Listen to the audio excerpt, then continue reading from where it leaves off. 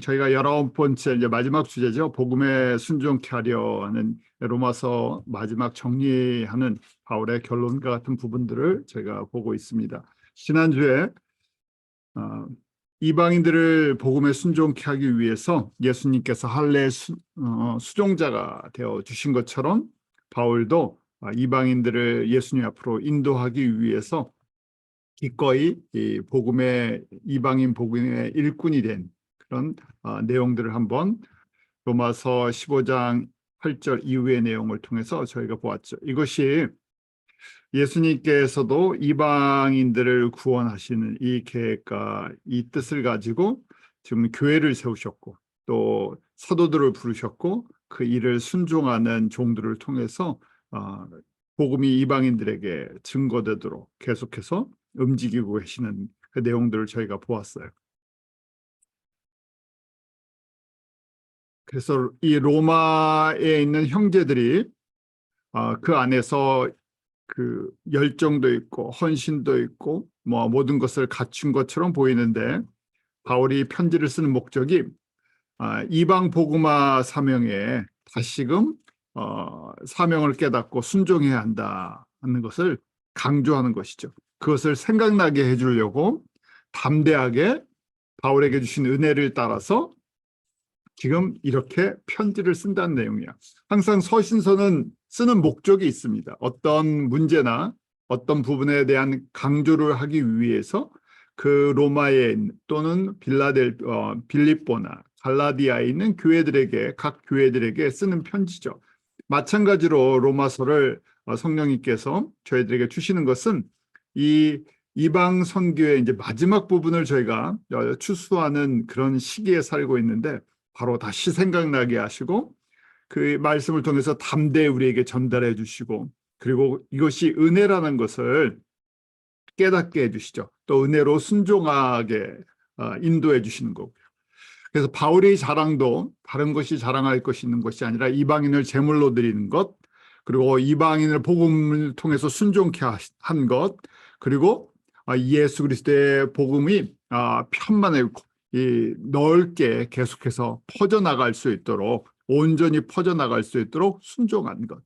바울의 자랑은 결국 예수님께서 이걸 기뻐하신다는 것이고 이것을 통해서 주님께서 세우신 교회의 사명을 통해 주님께서 영광을 받으신다는 것이죠.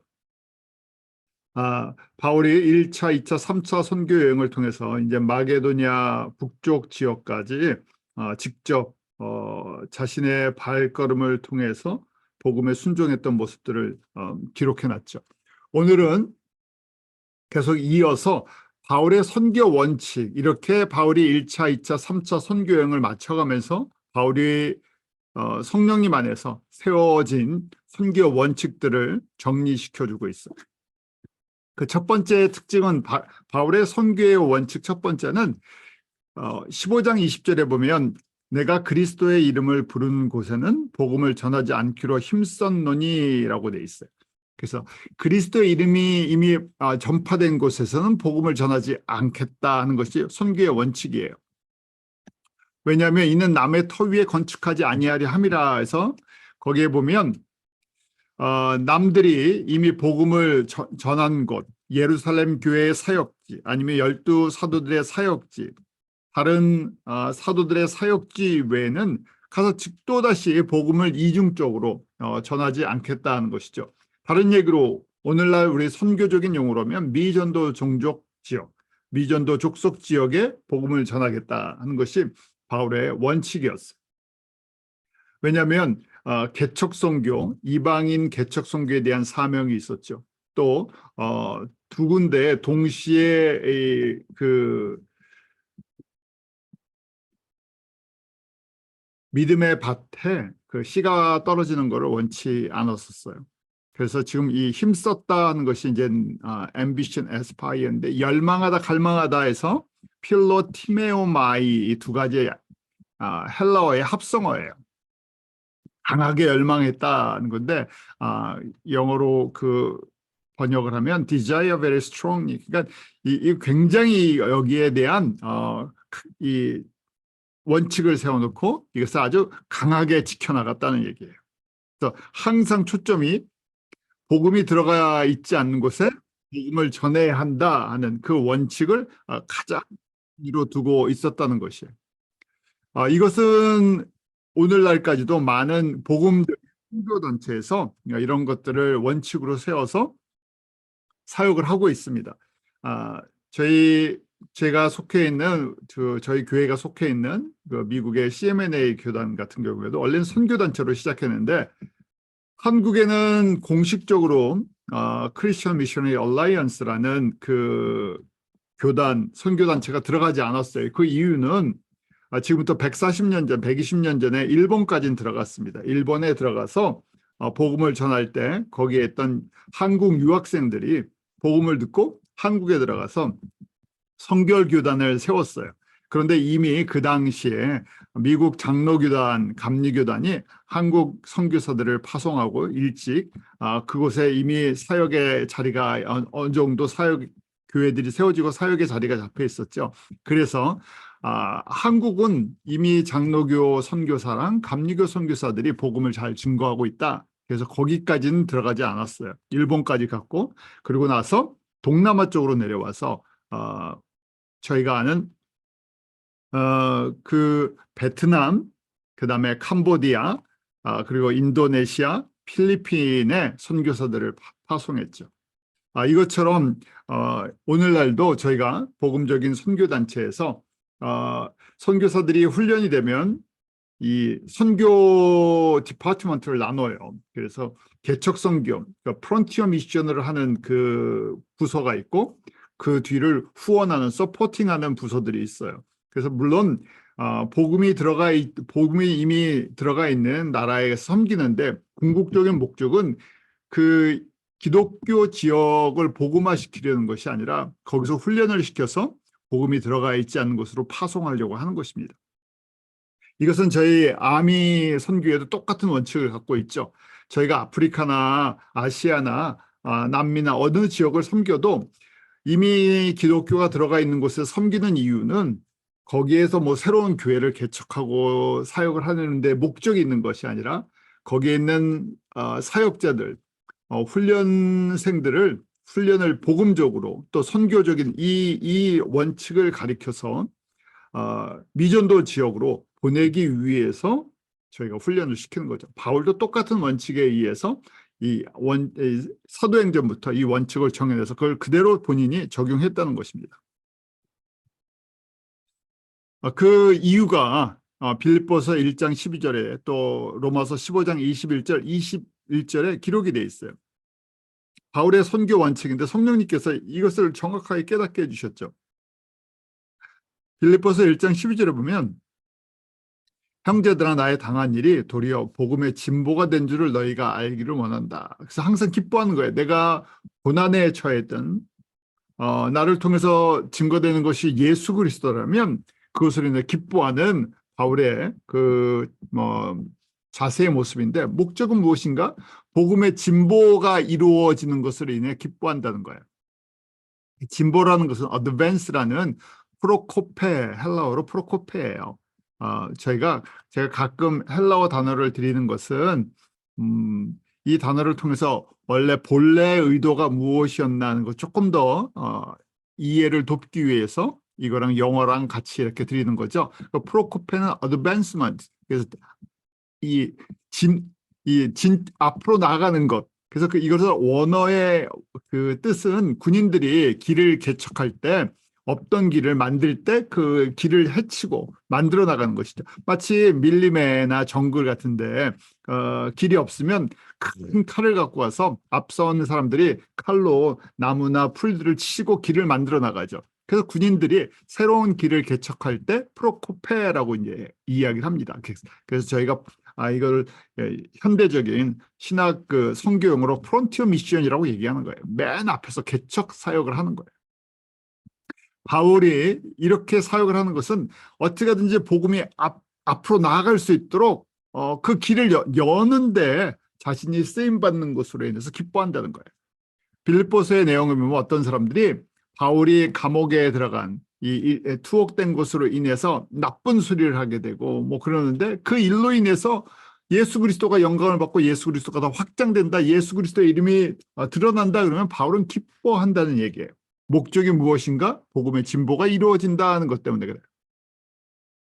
그래서 바울은 항상 사역의 동기가 복음의 진보가 예수 그리스도의 복음이 앞서 나가는 그 일에 본인이 그 개척자로서의 사명을 감당하는 것, 그것을 기쁘게 생각했죠. 그래서 궁극적인 목적은 항상 복음이 들어가야 하지 않은 곳에 길을 만들어서 들어가게 하는 거예요. 그렇기 때문에 로마서 15장 21절에 기록된 바 주의 소식을 받지 못한 자들이 볼 것이요 듣지 못한 자들이 깨달으려 함과 같다 하면서 이사야 52장 15절의 말씀을 인용을 하죠. 복음은 이런 능력이 있고 또 이렇게 전파되어야 된다는 거예요. 한 군데 머물러 있는 것이 아니라 복음은 계속 듣지 못한 자, 보지 못한 자, 받지 못한 자들이 받게 돼 있다는 거예요. 이방인의 충만한 숫자가 채워질 때까지. 그래서 그 추수할 밭들을 예수님께서 정하시죠. 바울이 그것을 개척대로서 두들기면서 어디가 지금 추수할 때인가 하고 진단을 하면서 나아가죠. 바울이 이 유럽 선교를 하게 된 것도 소아시아, 터키에서 사역을 하다가 마게도니아 환상을 통해서 성령님께서 이제 유럽으로 이 추수의 영적 추수를 복음의 진보를 그 방향으로 인도하신다는 걸 깨닫고 방향을 바꾸죠. 저희도 사실은 선교 현장에 나가보지 않고는 복음이 어떻게 흘러가는지를 정확하게 판단하지 못해요. 그런데 현장에 나가보면 복음이 어디로 흘러가고 있는지를 제가 깨닫게 됩니다. 이 이사야 52장 15절의 말씀처럼 예수님께서는 다시 오실 때까지 이 복음이 이방인의 모든 충만한 숫자를 채우는 대로 계속 흐르게 하시죠. 그런데 2000년의 교회 역사를 보니까 복음이 지금 예루살렘에서 시작돼서 우리 터키, 소아시아 지방을 거쳐서 이제 유럽, 마게도니아, 그리스 지역으로 넘어간 다음에 로마 제국으로 들어갔고 로마에서 유럽으로 그다음에 유럽에서 복음이 풍성해진 후에 이제 유럽이 선교 베이스가 돼서 이제 미국으로 넘어가고 미국에서 우리 근대 현대에 들어오면서 선교가 이제 아시아와 아프리카와 남미 쪽으로 흘러간 것을 보게 돼요. 그러면서 그 때가 조금씩 다르는데 추수하는 때가 같은 아시아래도 하나님께서 한국을 먼저 추수할 밭으로 정하셨죠. 복음은 비슷한 시기에 다 받았어요. 일본이 더 앞섰죠. 중국이 더 앞섰어요. 그런데 열매를 맺지 못했죠. 한국이 먼저 열매를 맺었어요. 동남아시아도 마찬가지입니다. 같은 비슷한 시기에 다른 선교단체, 교단들을 통해서 복음이 전해졌는데 열매를 맺는 추수하는 시기가 달랐습니다. 그래서 그곳에서 특별히 아시아 선교를 위해서 하나님께서 한국교회를 그동안 복을 주시고 사용해 오셨어요. 어떻게 보면 마지막 추수의 귀한 일꾼들이 되죠. 저희는 지금 거꾸로 한국에서 미국으로 이민으로 와서 또 캐나다로 이민을 와서 전 세계의 복음이 어떻게 흘러가는지를 말씀을 통해서 현장을 통해서 공부하며 경험하는 아주 귀한 은혜를 받고 있어요. 이런 은혜를 채워주신다는 것은 여기에 눈을 뜨고 참여할 수 있는 기회를 열어주시는 거죠. 그래서 저희도요, 이 바울이 정한 원칙에 벗어나지 않습니다. 왜냐하면 이건 바울 개인이 정한 것이 아니라 바울이 1차, 2차, 3차 선교 여행을 하면서 말씀과 성령님의 인도하심 속에 깨달게 된 거예요. 복음은 계속 복음의 진보가 일어나야 되는데 복음화된 지역에서 다른 지역으로 복음이 들어가 있지 않는 지역에서 복음화된 지역에서 재훈련을 시켜야 됩니다. 무장을 시켜야 돼요. 지금 로마서를 기록하는 목적이 로마에 있는 교회 형제 세 번째 믿음을 가진 사람들이 미전도 족속에 대한 이 선교 사명이 약해졌다는 얘기예요. 그래서 그걸 기억나게 하고 다시 담대히 이것을 가르쳐주고 또 참여시키고 궁극적으로 바울은 그 당시로 보면 미전도 족속이라고 생각하는 스페인까지 가야 하니까 이 일에 동참하라고 도전을 주기 위해서 로마에 가기를 원한다는 거예요. 왜냐하면 이미 로마는 복음화되어 있는 곳입니다. 사역자들을 보냈잖아요. 저희가 로마서 16장에 보면 30여 명의 훈련된 선교사들, 사역자들이 있었어요. 그래서 바울이 로마에 가서 복음화를 시키려는 것이 아니라 재훈련, 재무장을 시키고 이제 스페인 복음화를 함께 이루어 나가기를 원하는 것이에요. 그래서 로마서 15장 23절에 이제는 이 지방에 일할 것이 없고라고 표현하죠. 이 지방이라는 것이 영어로 보면 in this region이라고 되어 있죠. 복수형이에요. 그러니까 지금 바울이 1차, 2차, 3차 선교행을 하면서 섬겨왔던 지역들이죠. 우리 터키 지역에서부터 소아시아, 마게도니아, 그리스 이 지역을 섬겨왔어요. 근데 이 지역은 어느 정도 복음화가 됐다는 얘기예요. 교회들이 세워졌고 제자들이 있고 그래서 바울은 지금 여러 해 전부터 언제든지 서바나로 갈 때 최종 목적지 바울이 보고 있던 그 당시에 이 개척해야 할 곳은 스페인이라는 것이에요. 스페인에 가야 할 때 어디를 거쳐 가야 되냐면 로마를 거쳐서 가야 된다. 너희에게 로마에 가기를 여러 해 전부터 원하고 있었어요. 근데 성령님께서 허락하지 않으셔서 여태까지 못 가고 기다렸다는 얘기예요. 근데 가는 이유가 이제 편지를 쓰고 미리 이제 준비시키는 거죠. 편지를 통해서 준비를 시키고 가는 이유에 대한 설명을 해요. 24절에 보면 이는 지나가는 길에 거기에 오래 있을 생각이 있는 게 아니에요. 지나가는 길에 너희를 보고 먼저 너희와 사귐으로 얼마간 기쁨을 가진 후에 교제하겠다는 거예요. 저희가 생각하는 뭐 단순한 뭐 그냥 교제가 아니라 이 안에 교제는 여러 가지 의미가 있죠. 그리고 너희가 그리로 보내주기를 바랍니다. 이게 궁극적인 목적이. 너희가 보내다, 너희가 파송을 하라는 얘기예요. 같이 동역을 하자는 얘기. 사람이 없어서 그러겠습니까? 뭐 물질이 필요해서 그러겠습니까? 여러 가지 뭐 물론 부수적인 이유 그런 이유도 있지만 궁극적으로 로마 교회가 이제 스페인 미전도 지역 복음을 담당해야 한다는 거예요. 그래서 지금 이 1장부터 11장까지 복음이 무엇인가 이방인의 충만한 숫자를 채울 때까지 이방인들을 쓰신다는 이 귀한 원리를 설명해주고 이제 이 복음을 위해서 헌신된 삶이 무엇인가 이렇게 12장부터 지금 14장까지 설명을 한 다음에 15장에 와서 결론이죠. 내가 왜 가는지 아냐? 이거 다시 해야 된다는 것이죠. 자, 저희 아미도 마찬가지죠. 저희가 복음화된 지역의 목회자들, 사역자들을 말씀 속에서 다시 재무장시키고 재훈련시키고 많은 교회 많은 성도들이 교회 성장에 멈춰 있죠.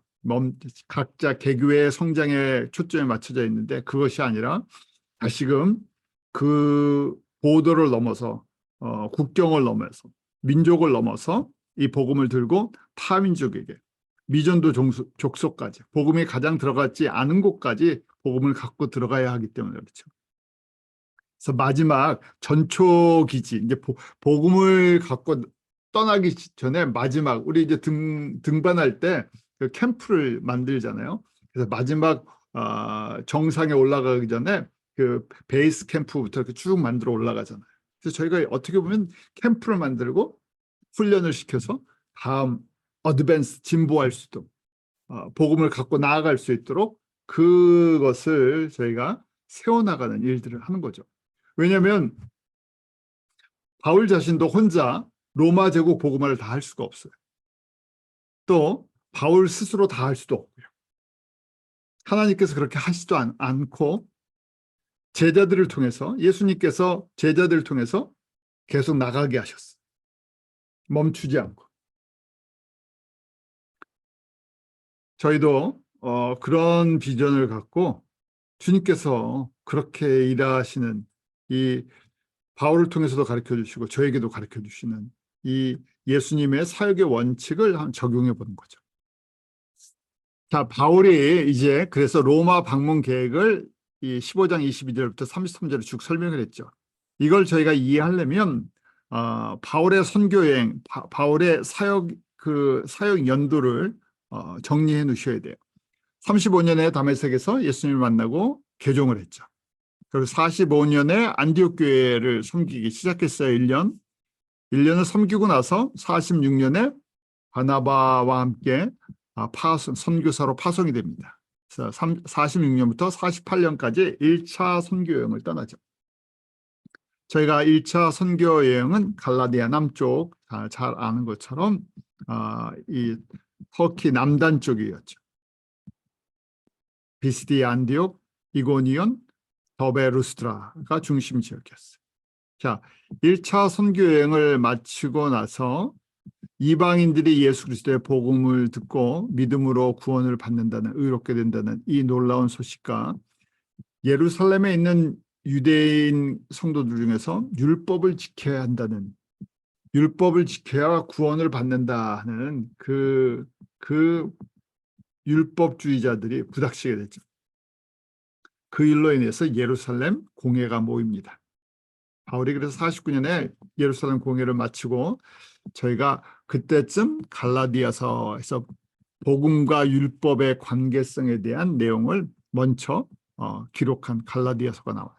로마서는 이 바울 신학의 종합 신학 서신서다. 왜냐하면 1차, 2차, 3차 선교 여행을 하면서 쌓아져 있던 그런 성서적인 내용과 경험과 그런 것들이 다 녹아져서 종합 신학서를 만들었어요. 그래서 사실은 서신서, 다른 바울의 서신서의 내용들이 로마서에 어떻게 보면 집대성돼 있죠. 갈라디아서 내용도 로마서랑 내용이 같은 내용이에요. 그냥 좀 거칠죠, 표현들이. 왜냐하면 1차 선교여행 끝나고 불편했던 감정들, 바울이 갖고 있었던 어떻게 보면 인간적인 교만함도 있고 다듬어지지 않은 것들이 표현되어 있어요. 자, 그렇게 예루살렘 공회를 마치고 50년에서 52년 2차 선교여행을 떠나죠. 이때 바나바와 갈라집니다. 그리고 나서 53년부터 57년 3차 선교여행을 해요. 2차 선교여행 때 1년 반 동안 고린도에서 개척 사역을 했었죠. 그때 저희가 잘 아는 브리스길라 아굴라를 만나게 됩니다. 3차 선교여행은 에베소에서 약 2년간 두란노 서원에서 집중적으로 제자 훈련을 시킵니다. 그들을 이제 이방 지역 복음화를 위한 사역자도, 또 로마 복음화를 위한 사역자로 해서 우리 로마서에 보면 약 30명의 16장의 사역자들의 이름들이 나오죠. 그러고 나서 지금 로마를 가서 보기를 원한다고 돼 있었잖아요. 이 로마를 거쳐서 스페인까지 가겠다는 거였어요. 그런데 그 길이 당연히 지금 이 편지를 로마서를 고린도에서 쓴다 그랬었죠. 57년 선교여행 마칠 때 고린도에서 쓰니까 어디로 가면 빠릅니까? 고린도에서 배 타고 바로 옆에 로마로 가면 돼요. 아주 쉽지는 않지만 짧은 길이에요. 쇼컷이에요. 그런데 성령님께서 예루살렘을 통해서 돌아가게 하셨어요. 예루살렘을 가게 하세요. 이런 계획을 갖고 있는데 예루살렘을 가서 거기서 약 3년간의 시간을 3년의 시간을 거쳐서 로마로 가서 저희가 잘 아는 대로 1차 투옥됩니다. 60년 됐어요. 62년. 자, 이 내용을 보면서 바울이 지금 57년까지 약 11년간 1차, 2차, 3차 선교여행을 했어요. 지역은 우리가 아는 이 소아시아, 터키 지방과 그리스, 마게도니아 지방입니다. 그러면서 이 주류가 아니었죠. 주류는 로마에 가서 로마 제국 복음화, 거기다 센터를 만들고 퍼져나가야 되는데 거꾸로 어디서요? 변방에서부터 주변에서부터 그쪽으로 가고 있었던 거예요. 그래서 사실은 바울은 1차, 2차, 3차 선교 여행을 할 때 그 유명한 사람이 아니었었죠. 이방인의 사도였지만 예루살렘 교회가 그 당시로 보면 대표성을 갖고 있는데 예루살렘 교회에서 소외되어 있는 사람이고 그렇게 많은 사람들이 바울을 좋아했던 게 아니죠. 그런데 바울에게 주신 사명은 무엇이었습니까? 우리 사도행전 9장 15절에 아나니아를 통해서 주셨던 그 말씀은, 이 바울은 예수 그리스도의 이름을 이방인과 임금들과 이스라엘 자손 앞에 전하기 위해서 택한 예수님의 그리스도다. 그러니까 사실은 임금들과 이방인들, 로마 제국 복음화를 시키려면 인간적인 생각이에요. 바울 정도 되니까 어디로 가야 되니까 바로 로마로 가서 고위층들을 만나고, 유대인들 중에서도 고위층을 만나고 영향력 있는 사람들을 만나서 복음을 전해주고, 그 사람들이 변하면 어떻게 되게 됐어요? 로마의 이 귀족이나 로마의 왕족이나 로마의 고위층들이 변하면 쉽게 복음이 전해질 것 같잖아요. 또 유대인들도 마찬가지죠. 각 지역에 유대인 회당에 영향력 있는 사람들이 예수 그리스도의 복음을 듣고 변화된다면 회당 전체가 변하는 거 아니에요? 회당장이 변하면 회당이 변할 텐데. 그럼 지금 이 비전대로라면 거기부터 변화를 시켜야 되는데, 예수님께서 바울을 인도하시는데 정말 생각지도 않은 지역에 생각지도 않은 사람들을 만나서 교회가 세워지게 하고, 거기서 복음을 전하게 하고, 또 다른 사람들을 훈련시키고, 또 그러면서도 순탄한 것만 아니었죠. 역경도 있어, 돌에 맞기도 하고, 죽을 뻔도 하고, 뭐 수많은 일들을 겪으면서 지금 3차 여행을 거의 마치게 됐어요. 바울도 왜 생각이 없겠습니까? 인간적으로 하면 이렇게 하면 될 것 같은데, 그런 방법이 아니라 지금 계속 주변에서 돌면서 복음을 전하게 하고 이방인들을 훈련시키게 하고 계셨어요. 그래서 바울이 로마로 가는 비전은 사도행전에도 분명히 나와 있습니다. 19장 21절에 보면, 이 일이 다 된 후 바울이 마게도냐와 아가야로 다녀서 예루살렘에 가기를 경영하여 가로되, 내가 거기 갔다가 어디까지요? 후에 로마도 보아야 하리라. 지금 똑같은 말이죠. 지금 마게도냐 아가야를 다녀서 예루살렘 가기를 경영한다. 지금 이 로마서를 기록하면서 정리할 때랑 같은 시점이에요. 3차 선교여행 마치고 성령님께서 예루살렘으로 가게 하신다는 거예요. 최종 목적지는 로마에서 스페인을 가야 되는데 예루살렘 먼저 들어가게 하신다는 거예요. 가야 한다는 거예요. 시간이나 여정이나 모든 걸 봤을 땐 바로 가야 되는데, 고린도에서 로마로 예루살렘을 거쳐서 가게 하신다는 거예요. 그래서 지금 사도행전 19장에 누가가 이렇게 기록을 하고 있죠. 자, 로마 방문 목적은 이미 22절, 23절, 24절 통해서 저희가 다 보았어요.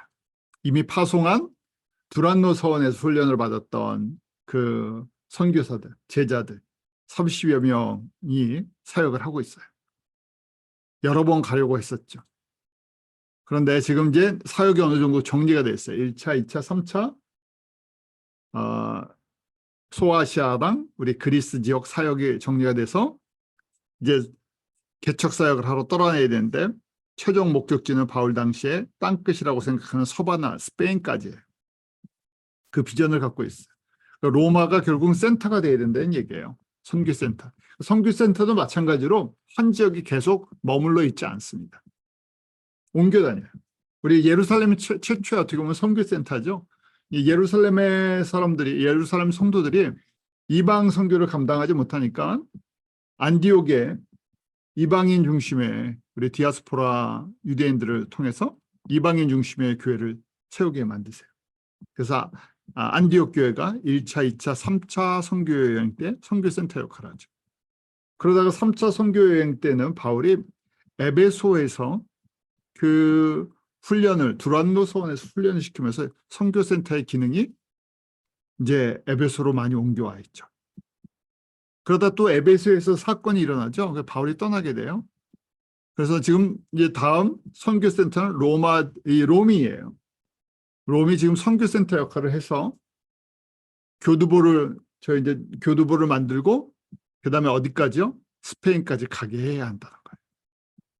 그래서 교제하기를 원한다고 돼 있죠. 교제는 인격적인 교제도 필요하고요, 또 사역적인 교제도 필요하고, 비전 쉐어링도 필요해요. 저희도 마찬가지예요. 저희 교회에서 교제할 때도 그렇고 저희 모임 속에서도 말씀을 통해서 이걸 다 같이 하죠.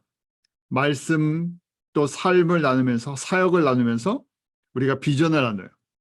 그 비전은 개인의 비전이 아니라 이 시대에 교회에게 주시는 비전이 무엇인가를 나눠요. 그래서 그 교제를 통해서 풍성해지는 거죠. 아, 예수님께서 말씀을 통해서 또 사역을 통해서 이런 것들을 통해서 아, 주님께서 이렇게 하시는군요 하고 같은 마음을 품게 되죠. 24절에 보면 그리고 약간 만족을 받은 후에라고 돼 있죠. 너희의 그리로 보내줌을 바랍니다. 만족을 받다는 것이 헬라어로 엠피플럼인데 비어있는 부분이 채워진다는 거예요. 어떤 부분이 비어있는데 로마의 성도들이 로마의 교회가 채워주기를 원한다는 거예요.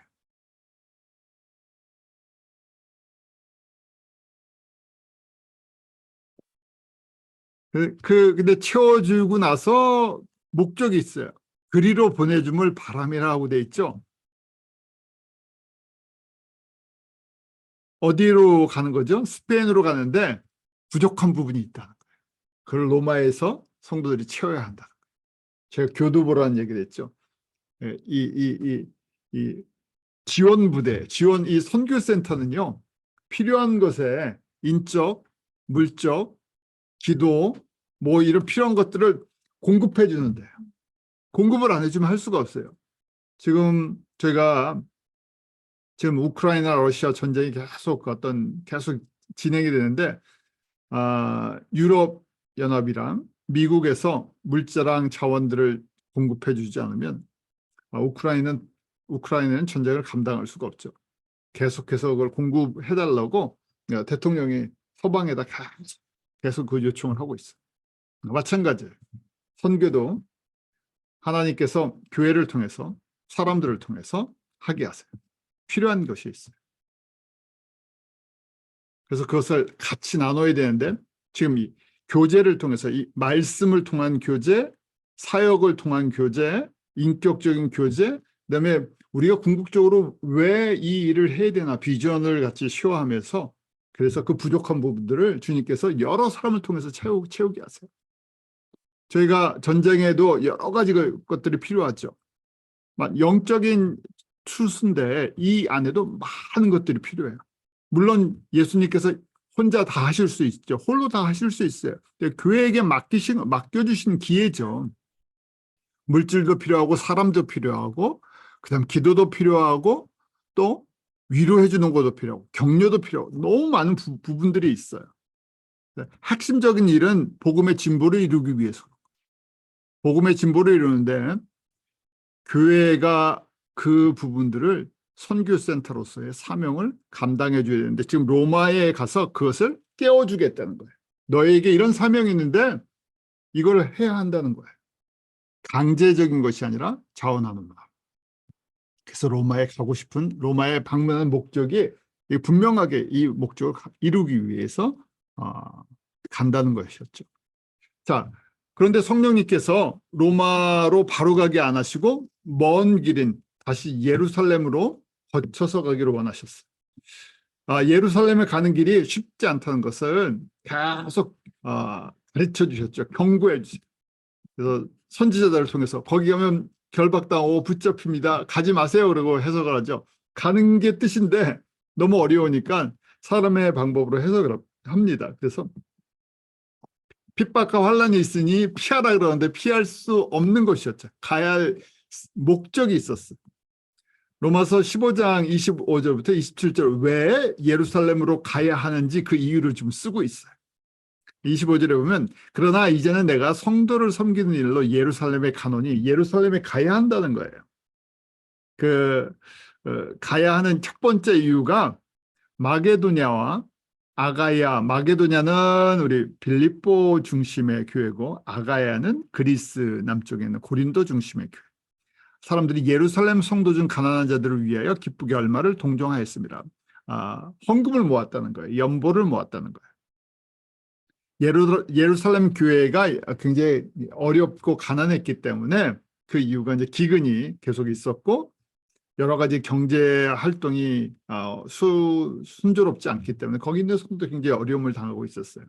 그래서 연보를 전달해야 하는 바울이 지금 헌금을 모아갖고 헌금 전달하는 일을 또 이 와중에 하러 가야 한다는 것이에요.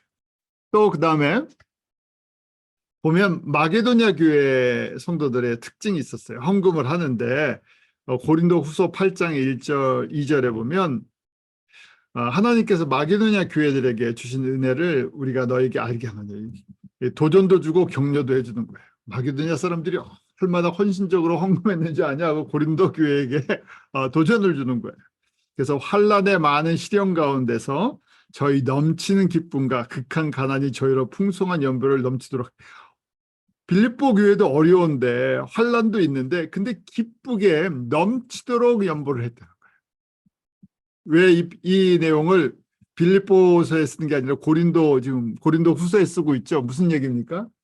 고린도 성도들아 도전받아라 하는 얘기예요. 고린도 성도들이 이렇게 잘 못하니까 빌립보 교회가 뭐 부자라서 넘쳐나서 이렇게 하는 것이 아니라 빌립보 교회 성도들이 어려움 속에서도 연단 속에서도 가난 속에서도 이렇게 풍성하게 자원하는 마음으로 헌신했다.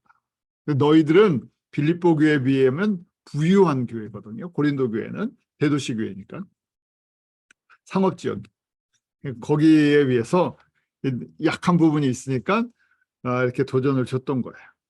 그래서 마게도냐 이 빌립보 교회는 항상 바울을 격려해주고 힘을 주는 대표적인 교회였죠.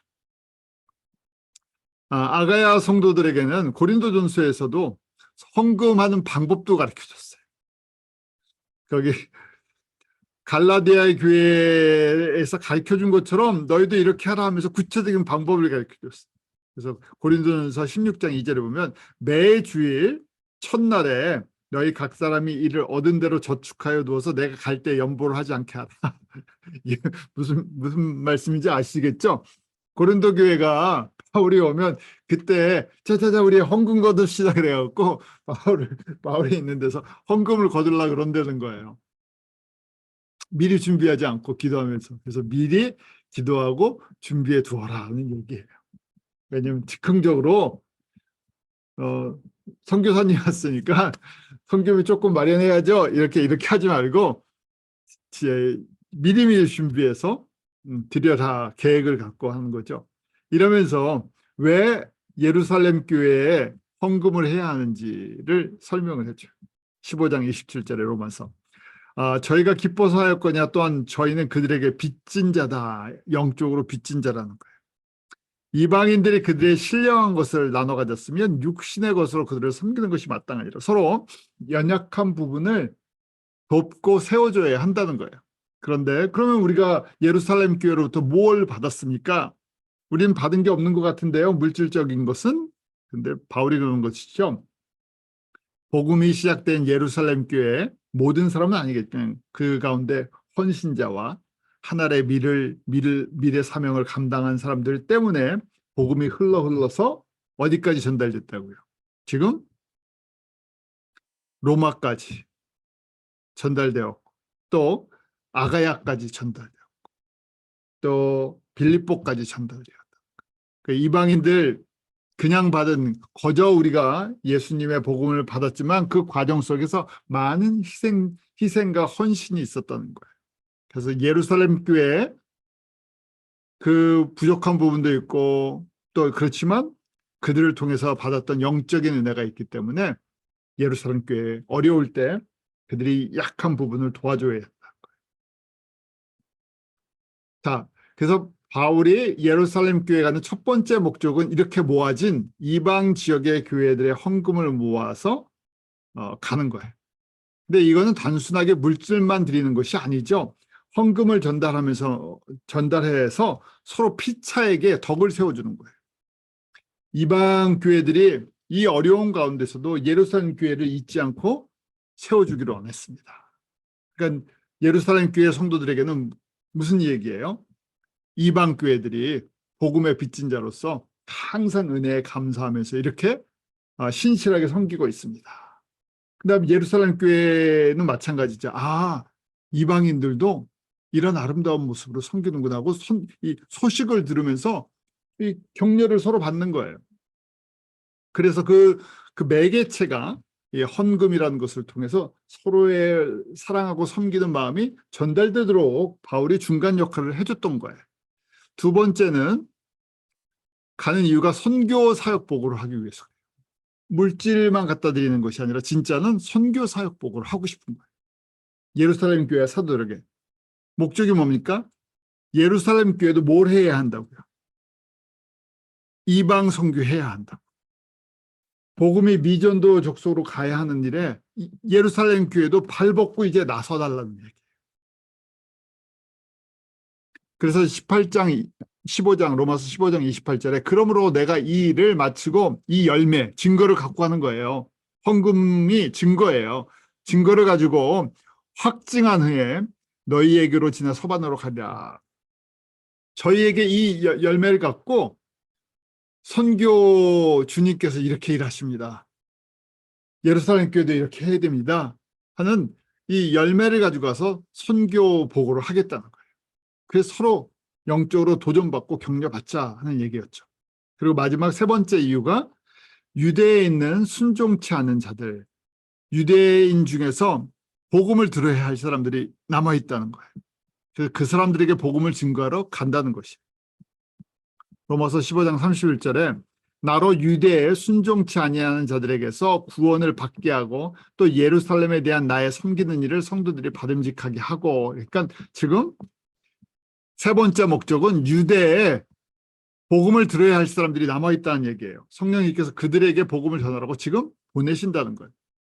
그럼 큰 비전은 로마 제국 복음화예요.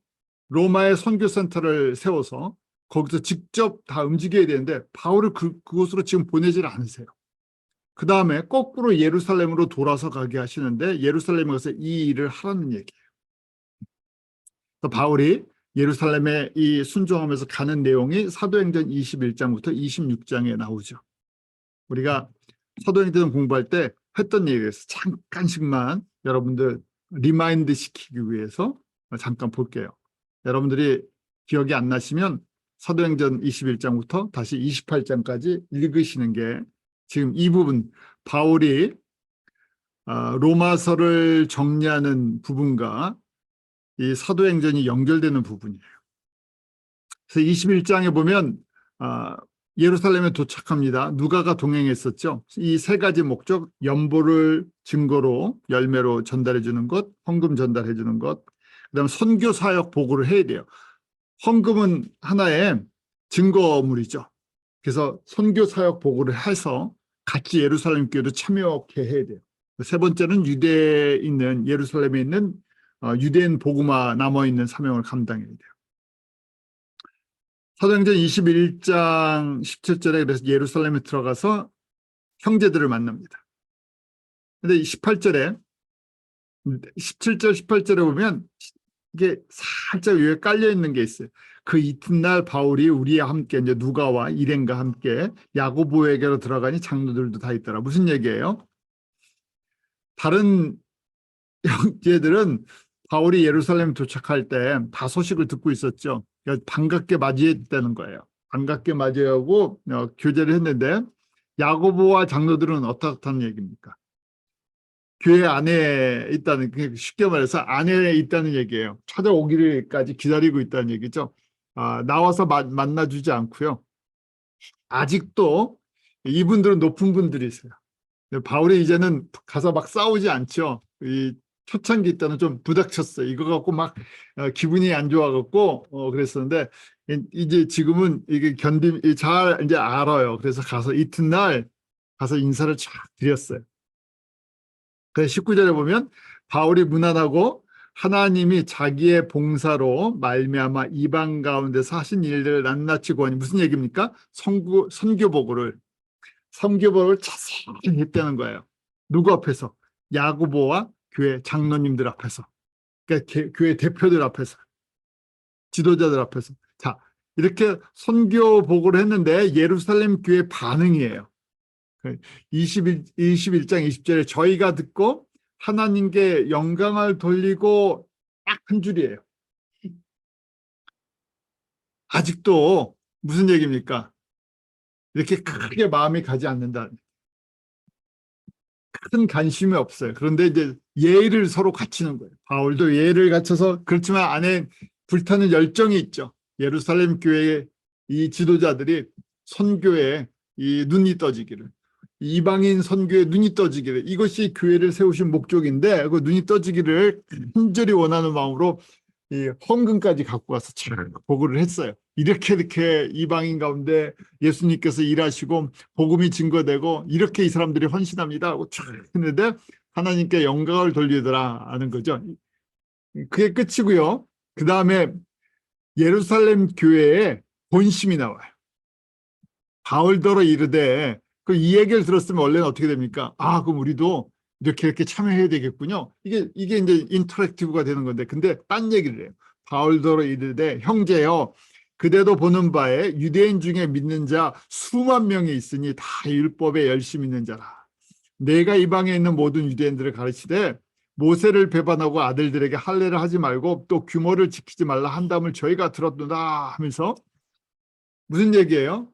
알았어. 선교 보고 다 들었어. 하나님 영광 받아주세요 하고 다음에 무슨 얘기예요? 우리도 할 얘기가 있다 하는 얘기예요. 할 얘기가 있는데 그 얘기가 뭡니까? 유대인 중에서 믿는 사람이 수만 명이 있는데 예루살렘 교회 영향권에 있는 사람들이 수만 명이 있는데 우리 성도들이 수만 명이 있는데 다 율법에 열심히 있는 사람들인데, 근데 그런 소문을 들었다는 거예요. 바울이 율법 무시하고 할례 무시하고 지키지 않아도 된다. 이것 때문에 우리 교인들, 우리 영향권, 우리가 관리하는, 우리가 담당하는 수만 명의 유대인 성도들이 너 때문에 지금 마음이 불편하다는 거예요. 어떻게 할래? 그러는 거예요. 이 사람들이 은혜를 못 받고 있으니까 어떻게 할래? 그러는 거예요. 그래서 제안을 하죠. 제안을 해서 가서 여기 형제들이 있으니까 가서 성결 의식을 예루살렘 성전에 들어가서 너가 직접 하는 걸 보여줘서 너도 율법을 지키는 것을 보여주고 오해를 풀어라. 무슨 얘기예요? 우리는 그게 더 큰 관심이 있다. 여기에 이런 감정적인 내용은 이제 사도행전 21장 이 부분에는 거의 이제 정리가 돼 있어요. 없어요. 누가가 거의 팩트만 그냥 역사적인 관점에서 쓰는데 이 안에 이 내용이 깔려 있는 거예요. 그렇잖아요. 영광을 돌리고 그 다음에 반응이, 거기에 대한 반응이 나와야 되는데 거기에 대한 반응이 나오지 않고 딴 이야기 하죠. 왜냐하면 예루살렘 교회 입장에서는 바울의 선교 사역 자체가 별로 그렇게 중요하지 않아요. 왜냐하면 교인들이 다 유대인들이에요. 다 또 그 중에 많은 사람들이 율법을 중요시하는 사람들이에요. 그런 배경을 갖고 있으니까 그걸 무시할 수가 없는 거예요. 그게 더 큰 교회 이슈예요. 그래서 이 문제 좀 해결해 달라. 좋은 일로 보면요. 우리 교회의 제일 큰 문제는 이게 제일 문제인데 너가 그 문제의 원인 중에 하나다. 이거 좀 정리 좀 해줬으면 좋겠다니까 바울이 그 얘기를 순종을 해요. 그래서 결례를 하러 들어갔다가 거꾸로 이 유대인 이 근본주의자 같은 사람들, 디아스포라 유대인 중에서 율법을 지키는 것 때문에 바울과 부닥쳤던 사람들이 바울을 보고 어떻게 합니까? 붙잡아서 죽이려고 했었죠. 자, 이 일로 인해서 바울은 예루살렘에서 복음을 전합니다. 예루살렘 교회의 도움을 받은 것이 아니라 로마 천부장의 도움 속에서 예루살렘 성전에 갔을 때 붙잡혔다가 거기서 천부장을 통해서 말할 수 있는 기회를 얻죠.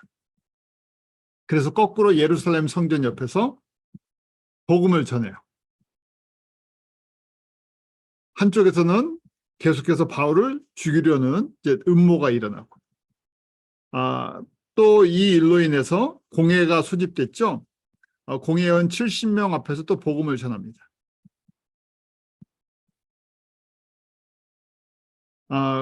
그 복음을 전할 때 저희가 잘 아는 것처럼 바울이 예수 그리스도의 부활을 증거하는 것 때문에 바리새인과 사두개인들이 갈라지죠. 왜냐하면 바리새인은 부활을 믿고 사두개인은 부활을 믿지 않기 때문에.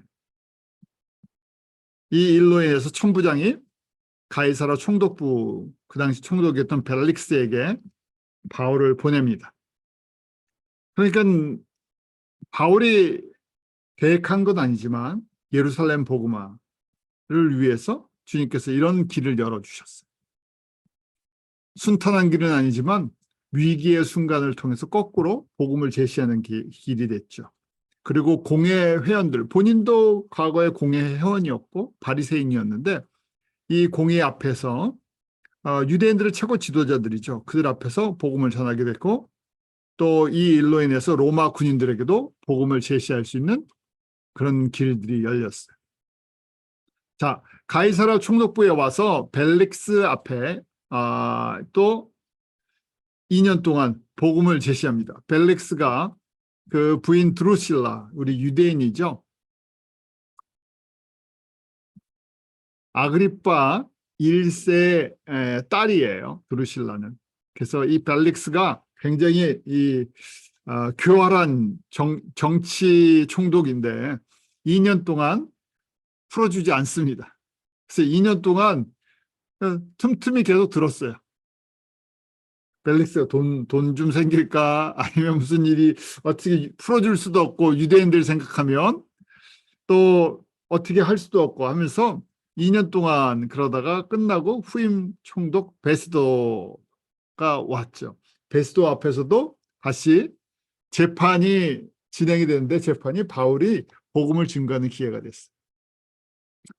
그리고 그 당시에 본붕왕이었던 아그리파 2세와 그 여동생 버니게 다 아그리파 1세의 자녀들이에요. 아그리파 2세, 버니게, 드루실라 다 아그리파 1세 마지막 헤롯 왕가의 자녀들이에요. 아그리파 버니게 앞에서도 또 복음을 증거할 기회를 갖게 됩니다. 이 내용이 이제 26장까지의 내용이에요. 그리고 나서 드디어 이 로마로 보내지는 그런 결정을 받게 되죠. 자, 로마로 그냥 가는 것이 아니라 예루살렘에 이렇게 해서 2년 동안 가이사라 총독부에 구속돼 있었고 또 이런 시간들을 보내요. 약 한 2년 반, 한 거의 3년 가까운 시간을 보내고 로마에 도착을 합니다. 이 시간이 헛된 시간이 아니라 사람의 계획은 고린도에서 로마서를 쓸 때 바로 갔어야 돼요. 로마 도시로 바로 갔어야 되는데 예수님께서 바울을 3년 동안 돌아가게 이렇게 가는 여정 저희가 잘 알죠. 로마로 가는 여정 배를 타고 가다가 풍랑도 만나고 이런 여러 과정들이 있습니다.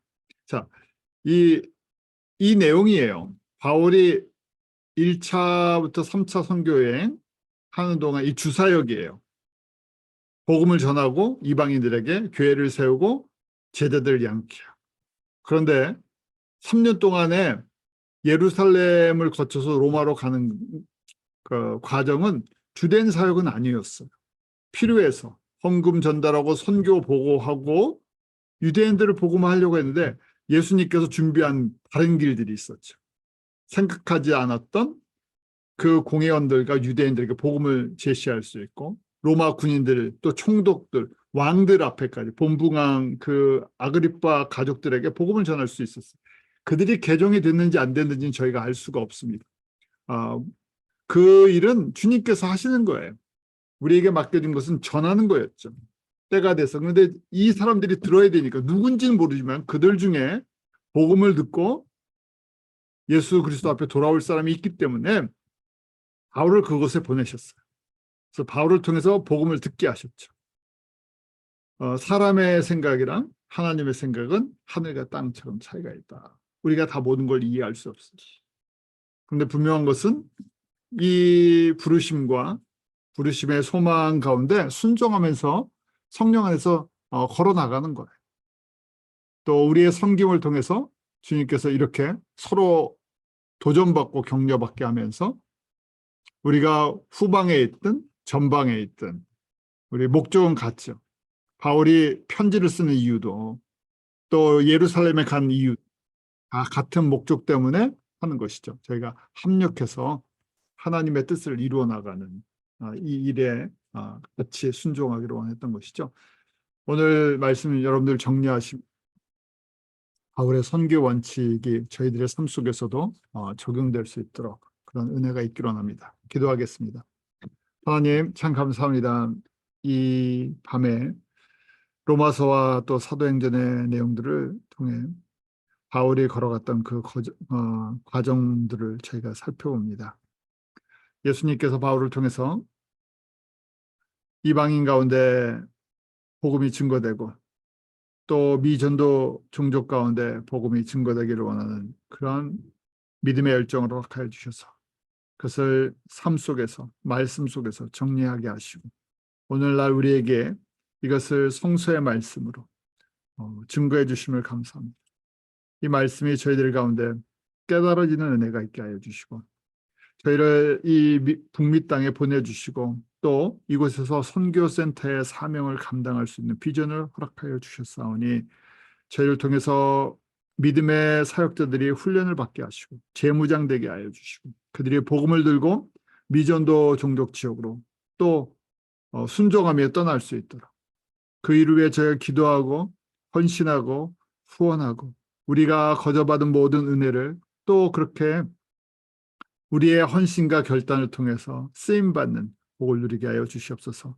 오직 예수 그리스도의 복음의 진보가 주님 오실 때까지 이루어지는 것으로 인해 저희도 함께 기뻐하게 하시고 함께 격려받게 하여 주시옵소서. 또 그 일을 감당할 수 있도록 저희들을 강건케 하여 주시고 필요한 모든 부분들을 허락하여 주셔서 주님 앞에 드릴 때 넘치게 하여 주셔서 그 넘치는 가운데 우리의 기쁨이 또 주님 앞에 찬송으로 올려지게 하여 주시옵소서. 예수님 이름으로 기도하옵나이다. 아멘.